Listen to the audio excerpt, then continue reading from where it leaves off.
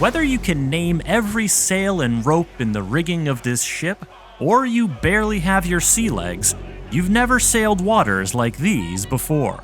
The vast, varied, and very dangerous Indian Ocean is where you will fight for fortune and infamy in Skull and Bones, alongside your friends, your allies you have yet to meet in co-op, and your enemies who you have yet to cross in combat. Every element of this expansive pirate fantasy has been crafted with care and creativity by Ubisoft teams around the world, and led by Ubisoft Singapore, who has captained the ship with a few guiding principles to ensure Skull and Bones is ready for you to take the helm. Our rallying cry is best naval combat game ever.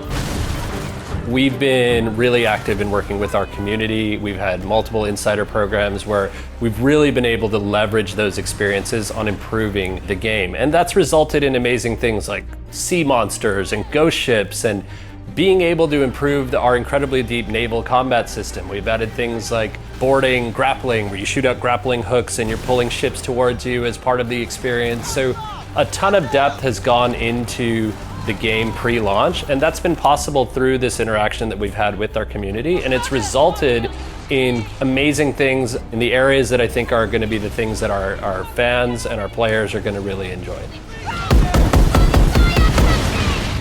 We want players to really get attached to their ships. Of course, at the start of Skull and Bones, you don't have a very nice ship, and that's the whole point. You want to get into a place where you get to craft better ships. That experience in terms of progression, how to create that kind of feeling that, hey, now I'm feeling better. Oh, that was a difficult boss. I want to actually be able to defeat it, so I want even better equipment, I want better stuff. And we put a lot of time in making sure that the physics feel appropriate. So we play with buoyancy and mass and drag, and the small ship in high waves is definitely going to have a bit of a rougher time than the bigger ship. So we really want the player to feel the difference in each one. We want players to be able to customize their ships. So all the vanity that you get throughout the game, you can actually equip on all your ships, whether it's a small ships or a medium ship or a ship of a different type. We want players to be able to use all of that vanity that you collected. Crafting and customizing and choosing a pet for all the ships in your fleet is an important part of Skull and Bones. Even more important is what you do with them.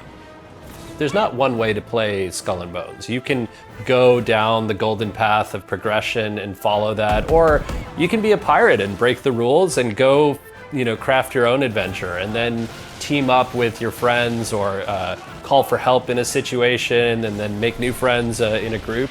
That was a philosophy that we took into designing our contracts, all of our experiences, that co-op really needs to be at the heart of the gameplay experience. And you have to think about that from a development perspective of how are you designing contracts, who gets to complete a contract, how we're distributing loot. We put a lot of effort to make sure that it's easy for you to play contracts together, and I think that's a big improvement that we pushed really hard for, because we want players to be able to enjoy the whole game with your friends. We need to make sure that all players see the same waves. Our position of our waves in our water tech is deterministic, meaning it's always going to be in the same place at every moment in that server for everyone. We always know that, because we need to make sure there's no frustration. That would really not be good for a multiplayer game.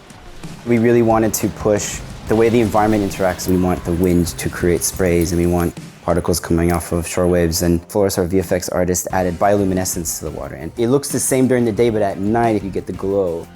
Everything you see in Skull and Bones has been created with you and your fellow privateers in mind, and you'll also notice the unique touch of Ubisoft Singapore, as they've taken cues from their community and found inspiration in making a game set so close to home. I think the moment we actually broke some of the shackles that we had to say like, hey, let's have sea monsters in, right? Community wants it. Let's have ghost ships in. We open up like the supernatural, and then suddenly you see that like the creative space, like for all the team members suddenly just expanded. So the first mate was a new feature that we brought into the game with the extra time that we had. She represents a brand new character that we were able to add in, more exciting than the existing characters because she sticks with you throughout the entire game from start to finish. Perhaps this will help you chart your path forward, friend. As you develop a relationship with her, there's going to be more of her backstory and who she is, and hopefully one day you will find out that, whether she's a friend or foe. Let's put it that way. You are free to make your own luck now, Captain. Captain, is it? One of the best parts about being lead studio in Singapore is the fact that we get to add our own little slice of identity to it. Not just from the shanties that are close to this region, but more in the case of our first mate. We actually casted her as a Singaporean, so we were able to record her locally, and you can hear her in-game. I'll stay by the ship while you tread shore. Pay no mind to the bottom feeders, Captain. Remember, we answer only to the winds of fate. One thing we spent a lot more time to be able to improve is the gameplay aspect of the sound effects. Being able to identify which cannons these are, at which level they are, and at whatever size ship that you're at. That being said, we also wanted to be able to identify the kind of archetypes that you'll be fighting, especially before they fire those cannons. For some of these archetypes, you'll have them sound like an angry mob trying to kill you.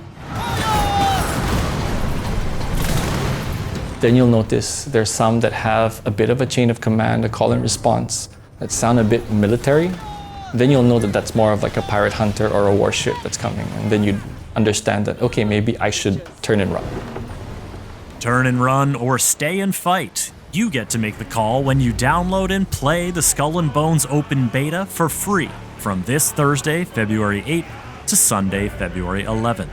Any progress you make, you'll keep when you play the full game. Skull and Bones Early Access begins on February 13th, and you can get in by joining Ubisoft Plus Premium or pre-ordering the Premium Edition of the game. The full launch is February 16th, as Skull and Bones unfurls its sails on PlayStation 5, Xbox Series X and S, and PC. Want to learn what it's like to be a kingpin in the Skull and Bones endgame and keep up with Year 1 seasonal plans? Subscribe to this YouTube channel and visit us at news.ubisoft.com.